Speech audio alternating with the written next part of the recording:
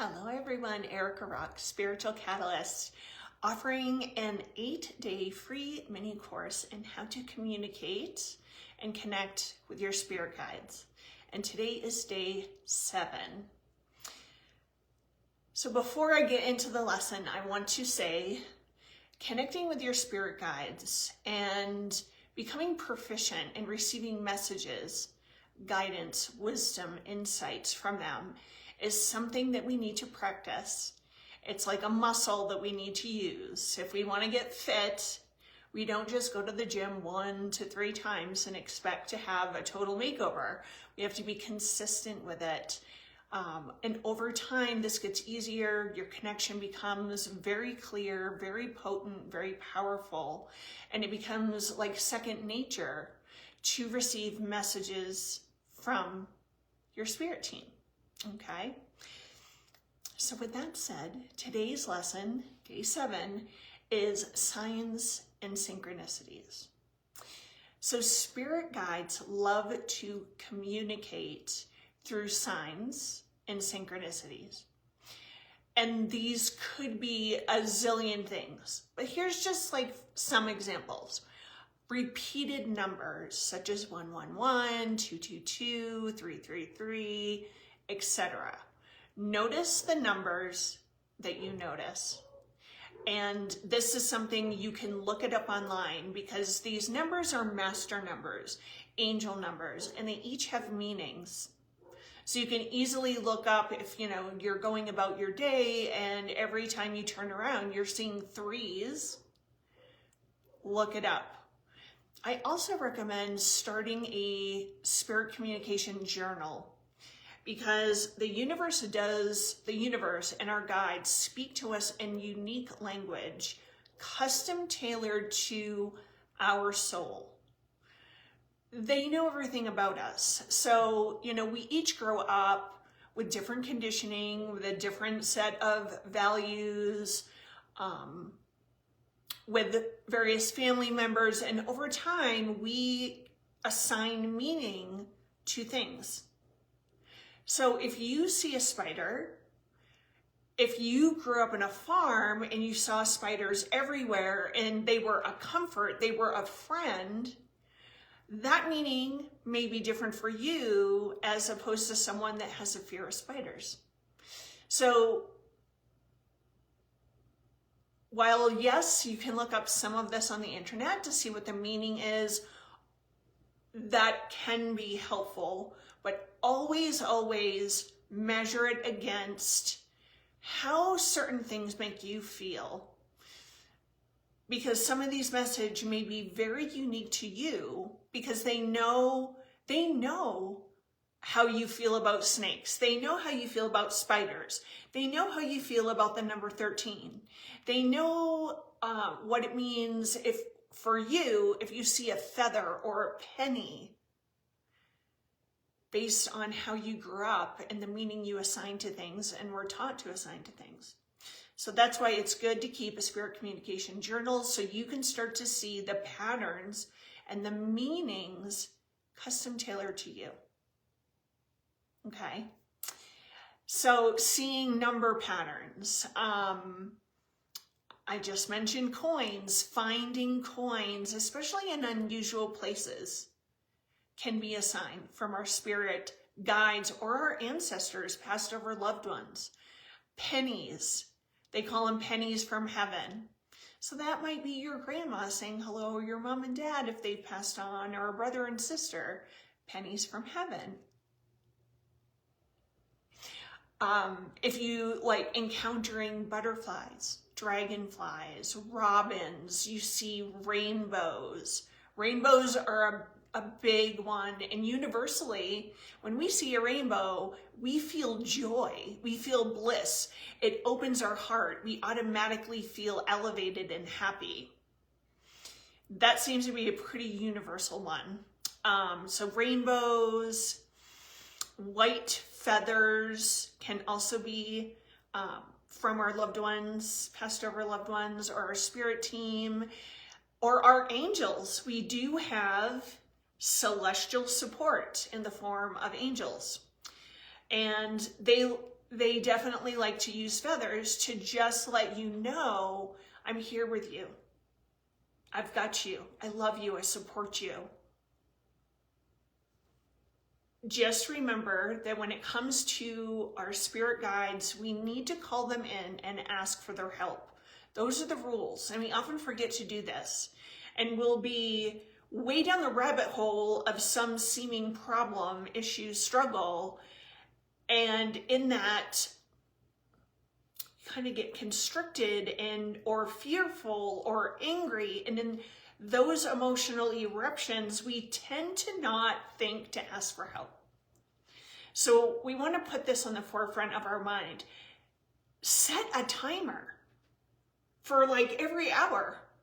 And when it goes off, call in your guides.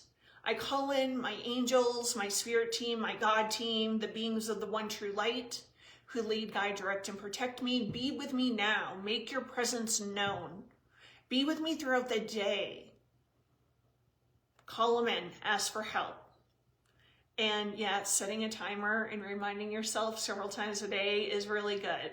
I like to connect with them and bring them in first thing in the morning and before I go to bed at night, because I am a dream walker and very proficient in astral travel. And when I don't set very clear intentions before I go to sleep, I can find myself in some very bizarre astral realms where the experience is not one that I prefer. So it dawned on me one day, and I received this message from my team. Call us in before you go to bed. Ask us to protect you. Ask us to guide you into higher realms of consciousness, higher realms of love and light. Changed everything. And if you have a little child or children that are very awake and they're highly sensitive and empathic, and they feel like there's monsters under the bed or there's something in the closet, believe them. Believe what you tell them, what they tell you, and teach them to call in their angels and guides throughout the day, especially before bed. And you can ask your angels and guides to clear your space of anything dark, any monsters. Get it out of the house. And we want to teach our children this because then they become empowered and they move from fear into thriving, into empowerment. And they know, I'm running the show. I'm the boss. As a little child would think, I'm the boss. I'm the boss of me. I'm the boss of what can be in my room. Teach your children this. I'm just thinking to make sure I'm covering everything I want to cover. Yes, so white feathers typically come from our angels. Hearing a specific lyric or song that seems to address what you're thinking about or your current situation. Messages can come in this way. How many times has a song, and it's just like one verse of a song, plops into your mind and you keep repeating that same verse over and over and over? That's very likely to be a message from your guides. Sometimes we have flickering lights. This happens to me, or some like electronic disturbances. They can use the electricity to kind of pull from that to create an experience to get your attention.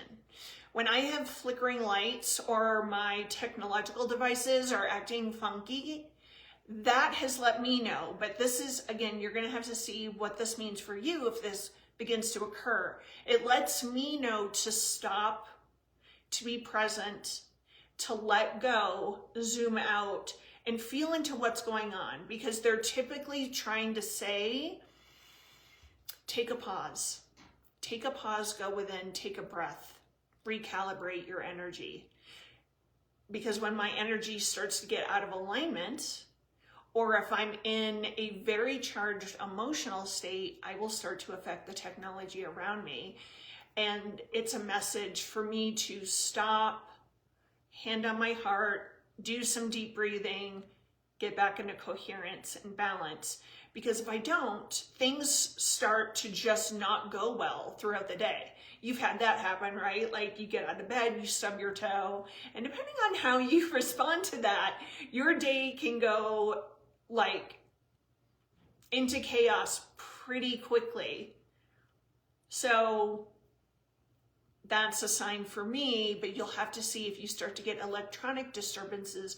What does that mean for you? What are they trying to tell you? Because they're definitely trying to get your attention, okay? I have had my phone alarm go off when I never put my phone alarm on. I've had alarm clocks go off. I've had fire alarms go off in my house. These are always like, pay attention, pay attention. Yes. Okay. So you might experience like sudden chills. I call them God bumps. A lot of times if I'm in a conversation with somebody and they speak truth, I'll get God bumps all over my body. And our guides and angels definitely use other people to speak through them to deliver a message. I just had it happen this week. One of my girlfriends reached out to me and she was answering a prayer that I had spoken. And little did she know, she was my guardian angel in that moment, giving me the message, answering the prayer request I had put out. Pretty cool.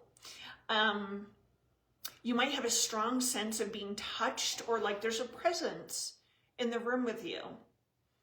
And again, I think of the children because if you feel, so when we feel the presence of our guides and our angels, it's loving, it's kind, it's full of wisdom, support, beauty, inspiration. It feels light.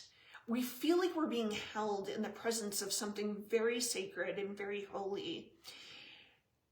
If you or children feel that something has entered the house or a room that does not feel like that feels heavy, dense, menacing, like a dark cloud, call in Archangel Michael and the archangels who govern and overlight dark energies. Call them in and ask them to clear your home and seal it.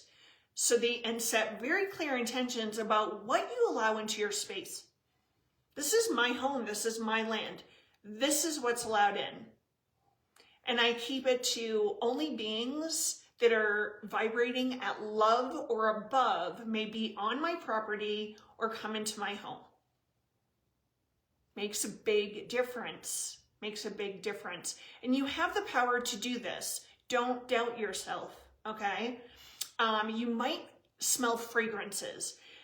I have the experience all the time of smelling roses. That's typically Mother Mary or Mary Magdalene, or the Blessed Mother and all of her infinite forms and faces that she wears.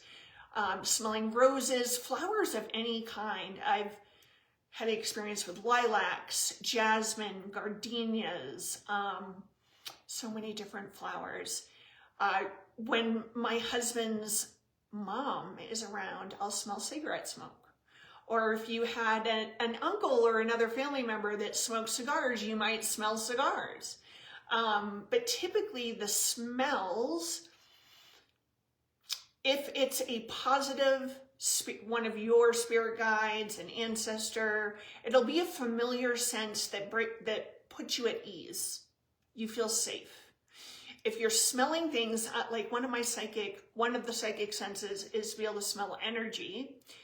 That's activated within me. If I smell things like sulfur or almost like a septic tank, that lets me know that something has manifested that's none of the lights. And again, you want to call in Archangel Michael and spiritual masters who know how to deal with those dense energies to clear the space. Yeah. So yes, scents are a big one. There's so many ways. So just pay attention and stay observant to the signs around you, noticing any recurring messages. Remember, they know everything about you, and they'll speak to you in a way they know that you will be able to understand. Make sure to keep an open mind and heart, as nudges from the universe can sometimes be subtle and easily overlooked when we're not paying attention. When you notice a sign, you suspect a sign, take a moment to reflect on its meaning. How does it make you feel? What do you equate a hummingbird with, or whatever the case may be? Reflect on its meaning and how it resonates with your life. Think about what messages or what message you can take away from it. Start a spirit communication journal. You will be very happy you did. So that was day 7 lesson. Come back tomorrow for day 8 in this How to Communicate with Your Spirit Guides free mini course.